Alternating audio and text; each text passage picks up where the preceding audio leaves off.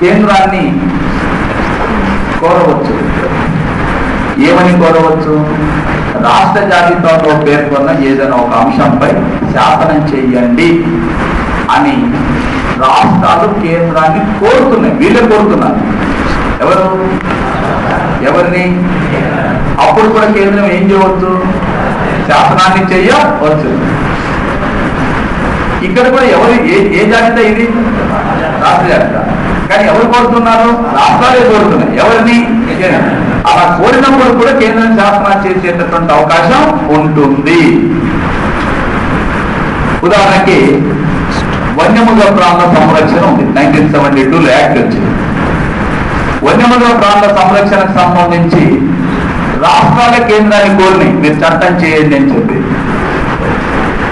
చెప్తే కేంద్ర ప్రభుత్వం 1972లో చట్టం చేసింది. అంటే ఎవరి కోరికను అనుసరించి ఎవరు చట్టం చేసినారు? కేంద్రం. 1976లో భూమి ఏ జాబితాలో చెప్పండి? భూమి ఎవరి జాబితాలో? 1976లో పట్టణ భూగరిష్ట పరిమితి చట్టం పైన రాష్ట్రాలు కోరితే కేంద్రం చట్టం చేసింది. అంటే ఎవరి కోరికను అనుసరించి ఎవరు చేస్తున్నారు? రాష్ట్రాల కోరికను అనుసరించి కేంద్ర జాబితాలో పేర్కొన్న విషయాలపై శాసనం చేస్తుందా?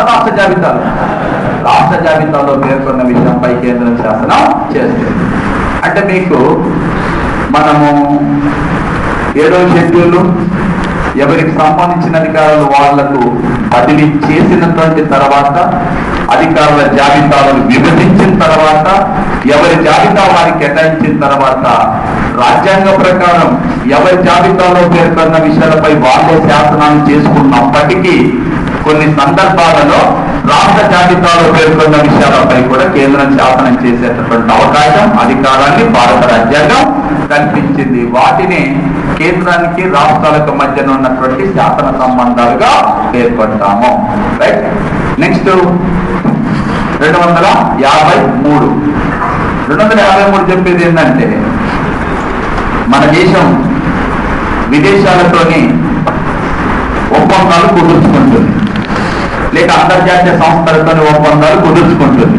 ఎవరు? భారతదేశం. ఇలా ఒప్పందాలు కుదుర్చుకున్నప్పుడు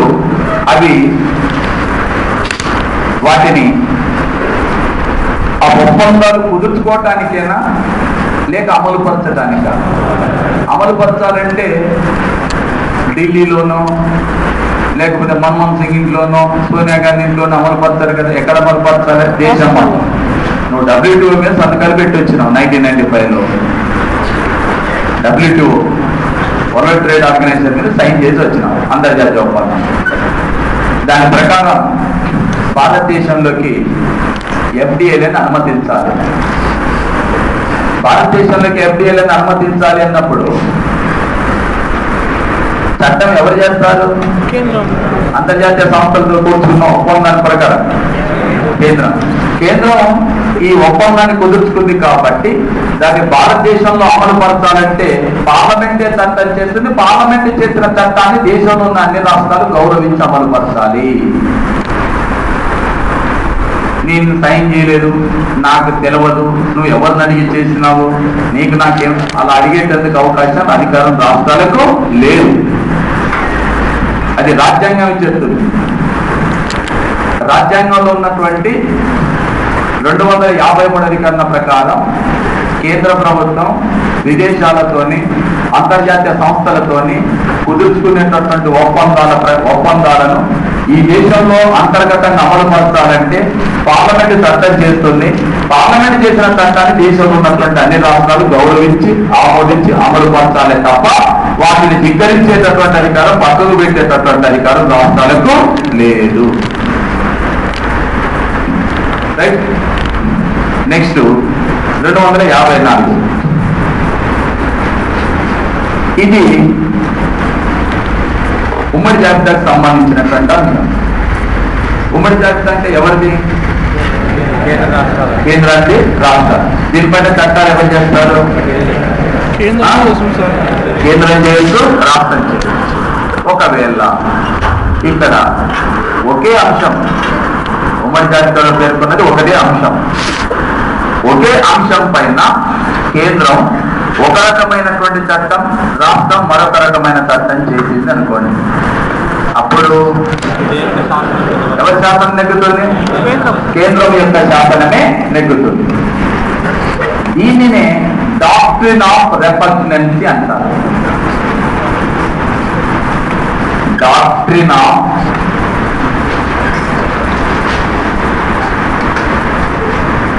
రెపగ్నెన్సీ.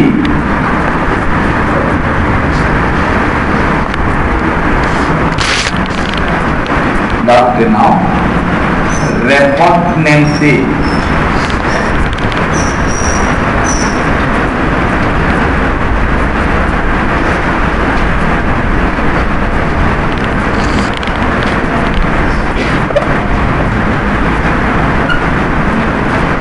Doctrine of repugnancy. Gate not repugnancy, right? ఇక్కడ కొంచెం రాయాల్సి ఉంటుంది.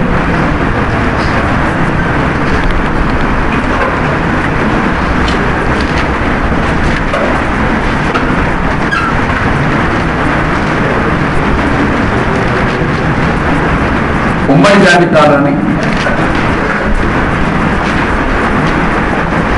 ఏదైనా ఒక అంశంపై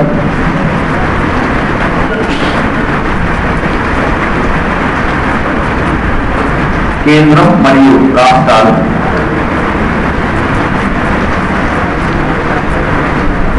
వేరు శాసనాలను చేసిన సందర్భంలో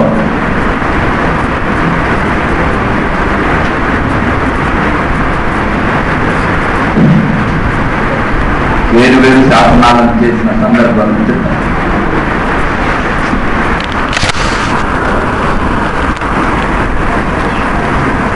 కేంద్రం యొక్క శాసనమే నెగ్గుతుంది.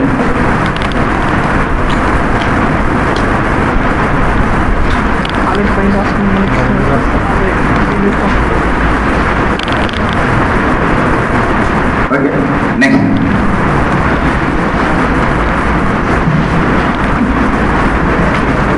ఉమ్మడి జాబితాలోని ఏదైనా ఒక అంశంపై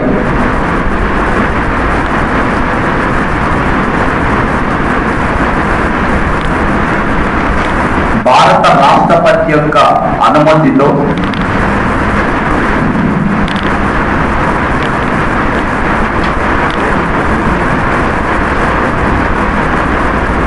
రాష్ట్ర శాసనసభ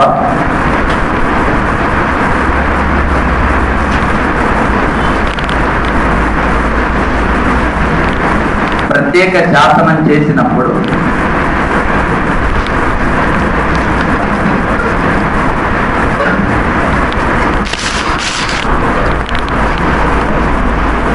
రాష్ట్రం యొక్క శాసనం నెగ్గుతుంది.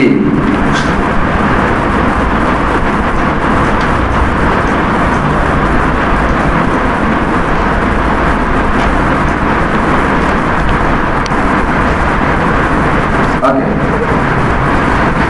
రాష్ట్రపతి అనుమతితో రాష్ట్ర శాసనసభ చేసిన చట్టానికి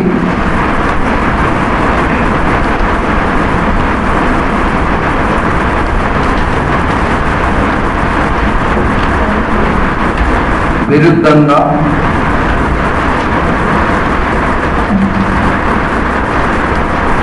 మరియు భిన్నంగా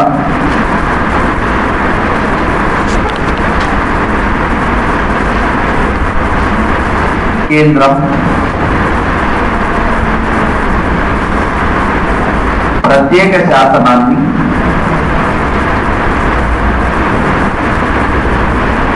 చేసే అధికారాన్ని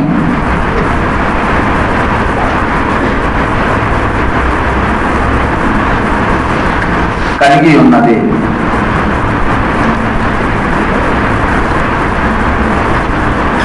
ఇప్పుడు ఈ మూడు అంశాలు వేరు అంశాలు. డాక్ట్రిన్ ఆఫ్ రెపగ్నెన్సీ చెప్పేది ఏంటి? ఒకే కాలంలో కేంద్రం రాష్ట్రాలు వేరు శాసనాలు చేస్తే కేంద్ర శాసనం ఎక్కుతుంది. అలా కాకుండా కేంద్రం ఎప్పుడో పాత శాసనం చేసి ఉన్నది, అది ఇప్పుడు అమల్లో ఉండొచ్చు, ఉండకపోవచ్చు. కానీ రాష్ట్ర ప్రభుత్వం రాష్ట్రపతి యొక్క అనుమతితోని ఈ ఉమ్మడి జాబితాలో పేర్కొన్న అంశంపై కనుక శాసనం చేసినట్లయితే అప్పుడు ఎవరి శాసనం నెగ్గుతుంది? చెప్పింది అర్థమైందా? ఊకనే ఒకేసారి రెండు వేరు వేరు శాసనాలు చేస్తే కేంద్రం ఎప్పుడో శాసనం చేసింది. కానీ ఇప్పుడు రాష్ట్ర ప్రభుత్వం ఏం చేసింది? రాష్ట్రపతి అనుమతికి పంపించి ప్రత్యేక శాసనాన్ని చేసింది. ఏది ఉమ్మడి జాబితాలో పేర్కొన్న అంశం పైన. కేంద్రం యొక్క శాసనం ఎప్పటి నుంచో ఉంది. అయినా కూడా ఇప్పుడు రాష్ట్రపతి అనుమతితోనే రాష్ట్ర ప్రభుత్వం శాసనం చేసింది. అప్పుడు ఎవరి శాసనం నెగ్గుతుంది? రాష్ట్ర శాసనం. రాష్ట్ర శాసనం నెగ్గుతుంది, రాష్ట్ర శాసనం అమల్లో ఉంటుంది, కొనసాగుతుంది.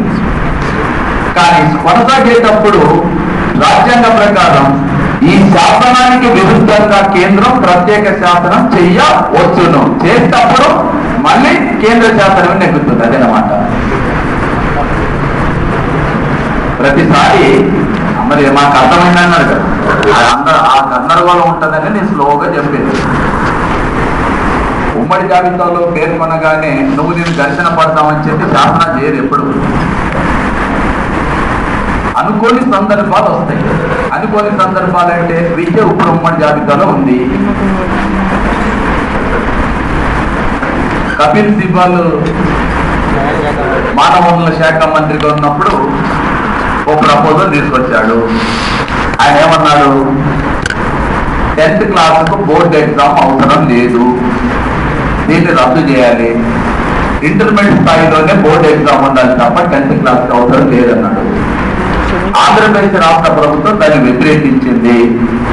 ఈ రాష్ట్రంలో ఉండేటటువంటి కాంగ్రెస్, తెలుగుదేశం అన్ని పార్టీలు కూడా 10th క్లాస్ బోర్డు ఎగ్జామ్ కొనసాగించాల్సిందని చెప్పి అన్నాయి. మన వాదన వినిపించినాము.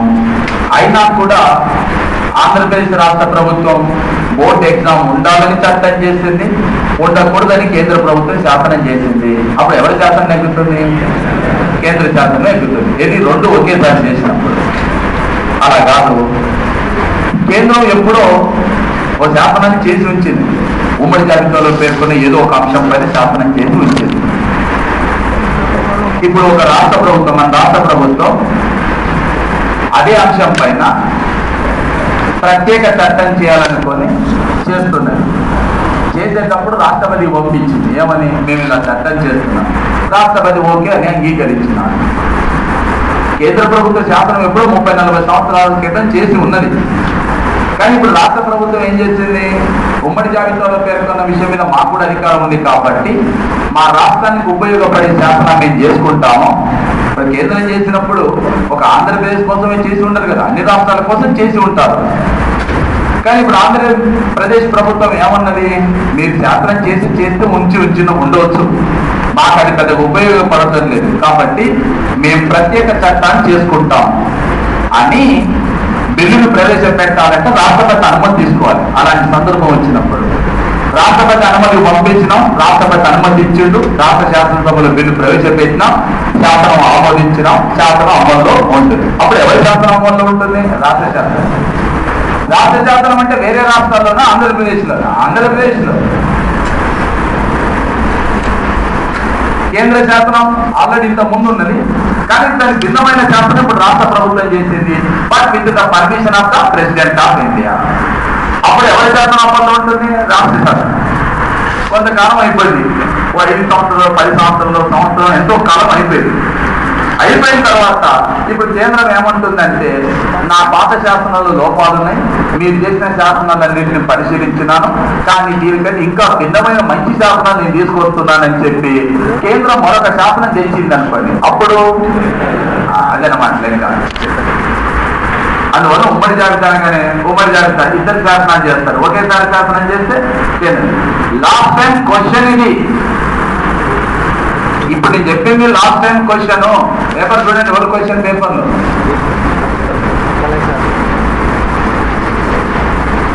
ఉమ్మడి జాబితాలో పేర్కొన్నటువంటి అంశం పైన రాష్ట్రపతి యొక్క అనుమతితోని మీరు డైరెక్ట్ గా క్వశ్చన్ ఉంటుంది. మీకు అది 87 89 క్వశ్చన్, నాకు కరెక్ట్ నెంబర్ ఐడియా లేదు. కేంద్ర రాష్ట్ర శాసనాల మధ్యన వైవిధ్యం తలెత్తినప్పుడు అన్నాడు. అని కేంద్ర శాసనం నెగ్గుతుంది, రాష్ట్ర శాసనం నెగ్గుతుంది అని ఇచ్చి ఇంకొక ఆశని ఏమని ఇచ్చినాడు, రాష్ట్రపతి అనుమతితోని రాష్ట్రం శాసనం చేస్తే రాష్ట్ర శాసనం నెగ్గుతుంది, రాష్ట్రపతి ముందస్తు అనుమతితో చేసిన రాష్ట్ర శాసనం నెగ్గుతుంది.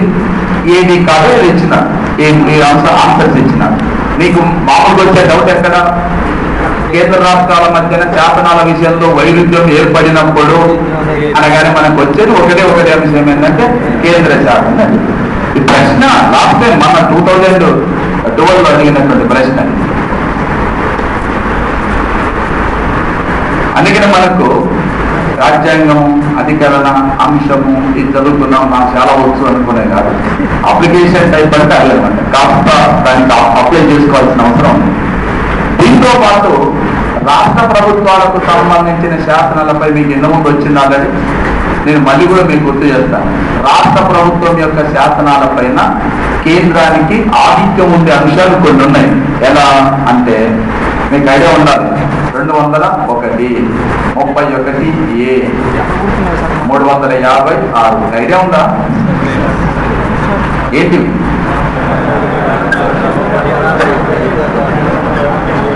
రాష్ట్ర శాసనసభ ఆమోదించిన బిల్లును గవర్నమెంట్ ఏం చేయవచ్చు? రాష్ట్రపతి అనుమతిగా కేంద్రానికి పంపవచ్చు. రాష్ట్రపతి దానికి అనుమతించవచ్చు, తిరస్కరించవచ్చు, ఏం చెప్పకుండవచ్చు, మరి మాట్లాడితే సుప్రీంకోర్టు పరిశీలనకై పంపవచ్చు. ఏదైనా చేసే అధికారం రాష్ట్రపతికి ఉంటుంది. రాష్ట్రపతి అంటే రాష్ట్రపతి కరగని చేస్తారా? ఎవరి సలహాలను చేస్తారు? కేంద్ర మంత్రి మండలి అంటే ఇప్పుడు రాష్ట్ర శాసనాల పైన ఎవరికి అధికారం ఉంటుంది? కేంద్రానికి సార్. రెండోది 31, రాష్ట్రాలలో ఏవైనా ఆస్తులని జాతీయం చేయాలనుకున్నప్పుడు ఎలా చేస్తాం? జాతీయ మళ్ళీ మీరు అదే కొన్ని అంశాలు ఉన్నాయి. ఆ పదాలు నేను మళ్ళీ అడిగే దానికోసమే. భారతదేశంలో పన్నులు వేయాలంటే ఏం చేయాలి? భారతదేశంలో ప్రైవేట్ ఆస్తులను జాతీయం చేయాలంటే కూడా చట్టబద్ధంగా 31 చెప్పేది అదే. సమాజ సమిష్టి ప్రయోజనం కోసం ప్రైవేటు వ్యక్తుల యొక్క ఆస్తులను చట్టబద్ధంగా మాత్రమే స్వాధీనం చేసుకోవాలి. చట్టబద్ధంగా మాత్రమే సమాజపరంగా, చట్టబద్ధంగా మాత్రమే జాతీయం చేయాలి. ఆ చట్టబద్ధంగా జాతీయం చేసేటటువంటి ఆస్తులకు సంబంధించినటువంటి బిల్లులని చట్టం చేయాలంటే బిల్లు ప్రవేశపెట్టాలి. ఆ బిల్లును ప్రవేశపెట్టేటప్పుడు గవర్నరు రాష్ట్రపతి యొక్క అనుమతి కోరాలి అనుకుంటే ఆ బిల్లును ఎక్కడికి పంపించవచ్చు? ఎక్కడ పంపిస్తారు? కేంద్రానికి పంపిస్తారు, రాష్ట్రపతి దగ్గరికి పంపిస్తారు. రాష్ట్రపతి అనుమతించినప్పుడు ఆ బిల్లును ప్రవేశపెట్టాలి. అనుమతించకపోతే ప్రవేశపెట్టే అవకాశం లేదు. 350 అధికరణ మీకు తెలిసిందే, నేనేం చెప్పాల్సిందే. ఏంటిది? ఏంటి? రాష్ట్రపతి పరిపాలన విధించినప్పుడు రాష్ట్ర జాబితాలో పేర్కొన్న విషయాలపైన ఎవరు శాసనాలు చేస్తారు? కేంద్రమే శాసనాలు చేస్తారు. అయితే ఈ శాసనాలు చేసేటప్పుడు ఒక 2-3 ఇంపార్టెంట్ అయినటువంటి పదాలు, అంశాలు ఉన్నవి. అవి ఒకసారి చూడండి. ఒకటి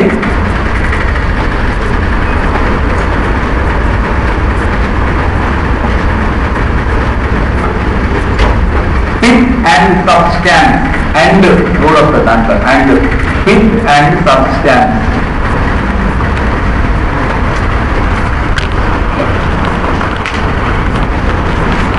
ఫిట్ అండ్ సబ్స్టాన్స్.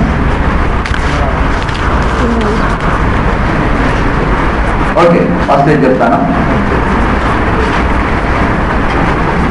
రాజ్యాంగ ప్రకారం మన లెక్క ప్రకారం ఎవరి జాబితాలో పేర్కొన్న అంశాలపై వారే శాసనాలు చేస్తారు. ఎవరికి సంబంధించినటువంటి అంశాలపై వారు శాసనాలు చేసేటప్పుడు ఒకవేళ అనుకోకుండా, ఉద్దేశపూర్వకంగా కాకుండా ఇతరుల యొక్క డొమినియన్లోకి, అంటే ఇతరుల యొక్క పరిధిలోకి చొచ్చుకొని పోతే ఆ అంశం చెల్లుతుందా చెల్లదా అని తేల్చి చెప్పేటటువంటి అంశాన్ని ఫిట్ అండ్ సబ్స్టాన్స్ అంటారు. నేను దాన్ని మళ్ళీ కూడా వివరిస్తాను, జాగ్రత్త. మన రాజ్యాంగం కేంద్రానికి రాష్ట్రాలకి అధికారాలను పంపిణీ చేసేసి ఎవరి జాబితాలో పేర్కొన్న విషయాలపై వాళ్ళే శాసనాలు చేస్తారు, శాసనాలు చేసి అమలు పరుస్తారు.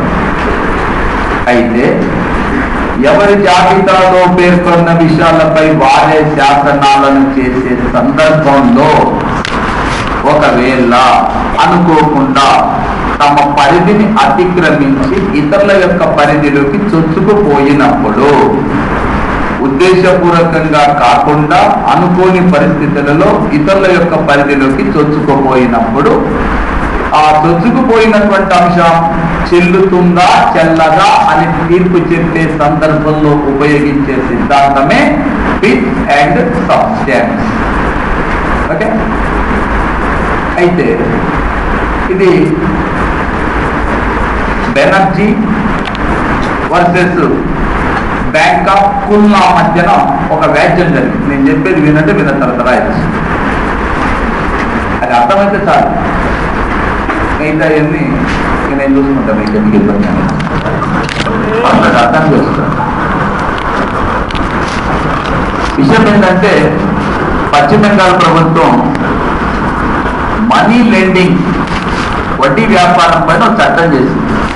వడ్డీ వ్యాపారం అనే అంశం అంటే వడ్డీ వ్యాపారం పైన చట్టం చేసేటప్పుడు వడ్డీ వ్యాపారం పైన చట్టం చేసే అధికారం రాష్ట్రాలకు ఉంటుంది, చేయొచ్చు.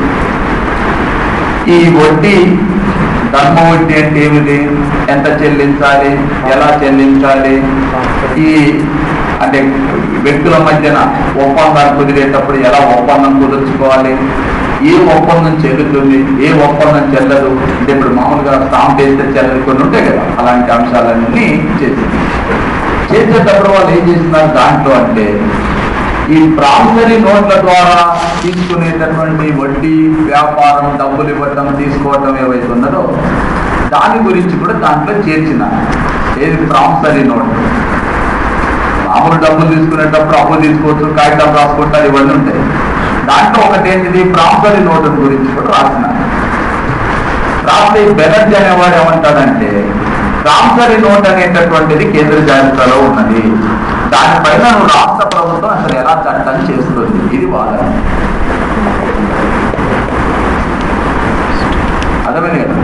పశ్చిమ బెంగాల్ ప్రభుత్వం చేసింది దేనిపైన, వడ్డీ వ్యాపారం. వడ్డీ వ్యాపారం పైన చట్టం చేసేటప్పుడు అన్ని విషయాలతో కూడా దాంట్లో ఏ అంశం కూడా చేర్చినారు, ప్రామిసరీ నోట్.